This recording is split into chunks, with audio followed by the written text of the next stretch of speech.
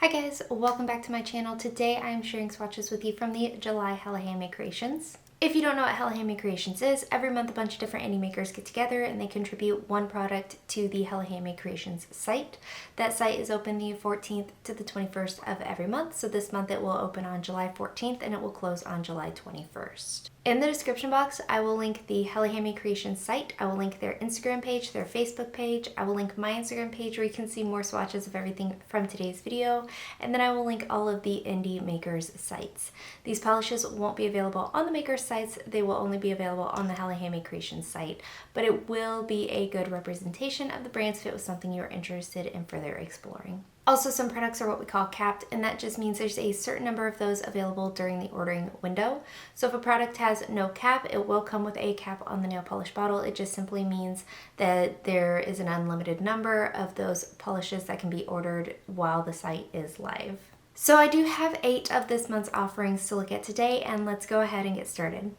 So first from Colors de Carol, we have Rainbow Mountain. This is inspired by South American landmarks, and it's described as a soft beige crelly with rainbow crystal flakes and rainbow mermaid flakes. The formula on this was good. It's not too thick or too thin. It is a little bit sheer, but it is buildable. I did do 3 coats for 100% opacity. I did really like it at 2 coats though, if you don't mind a little bit of visible nail line. I do think it's dainty and beautiful.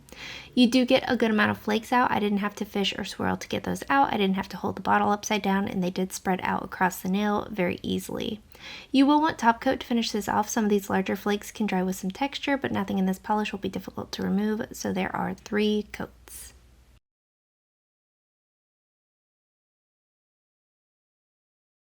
Next up from by Danny Vienna, we have Dowerage Dowager Empress. This is inspired by Anastasia, and it's described as a dark blue jelly base with a pink aurora shimmer and pink reflective glitter.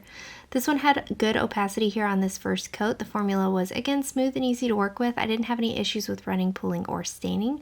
The aurora shimmer that's in here is very nice and strong. I did get pretty good opacity in 2 coats, but I was working in super thin coats on this day, so I did opt to go in for that 3rd coat. I don't think it's going to be entirely necessary for everybody.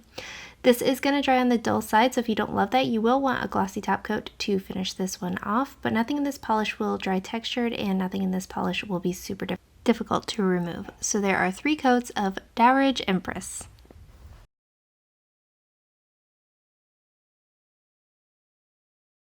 So up next from MJ Lacquer, we have Stop in the Name of Love, and this is inspired by Diana Ross and the Supremes gowns. This is described as a neon yellow with lime blue, gold ultrachrome chameleon flakes, fire micro flakes, and a cyan to indigo aurora shimmer. The formula on this is very good, not too thick or too thin. I didn't have running, pooling, or staining. This one was a little bit sheer here on 2 coats still. I do pretty much expect that across the board with yellow polishes, especially neon yellow polishes. So I did expect to need 3 coats, and doing 3 coats of this did build some depth as well. Some of these larger flakes can dry with some texture, so you'll want some top coat, and removal will be easy. So there are 3 coats.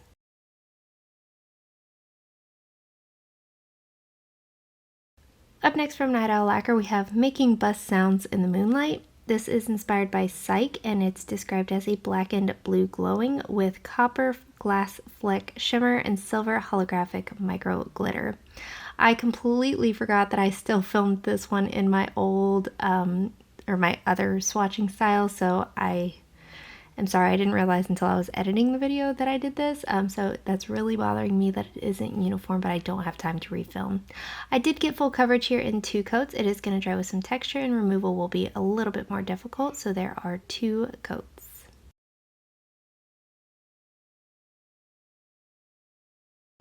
Up next from my brand Pampered Polishes, we have Are Txellant, and this is the final in my dinosaur series. I'm actually so bummed to see this series end, but this one is a pastel yellow crelly with matte blue bar glitter. I think the formula on this is good. It is very quintessential of a Crelly formula, nice and squishy on the nail, a little bit sheer here on this first coat. 2 to 3 coats for full coverage. I do recommend going in for 3 though, just to get the most out of these bark glitters if nothing else, but for some reason I did stop at 2 with the video and with my swatch. You'll want some top coat, but removal is relatively easy.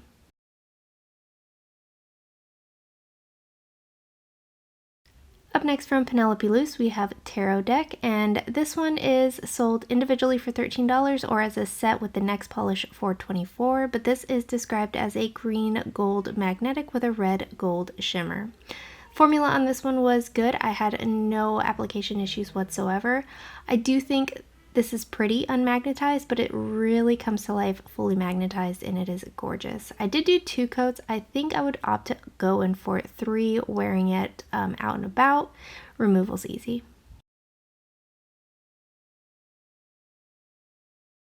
And here is Tarot Deck Topper. This is the other polish that comes if you order the set. This is described as an iridescent flake in orange to gold to green with a gold hollow glitter. I did layer this one just over Tarot Deck. I do think they look beautiful together, but I also think this would look really, really stunning over a deeper base. It'll dry slightly textured and removal's easy.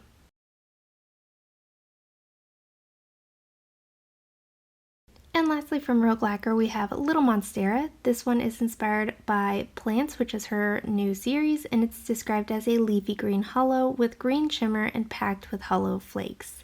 This one is pretty opaque here on this first coat. I was able to achieve full opacity in 2 coats. Again, a good smooth formula, no complaints on that whatsoever. It is going to dry relatively glossy. I recommend top coat just for longevity purposes, and removal will be easy but a little messy.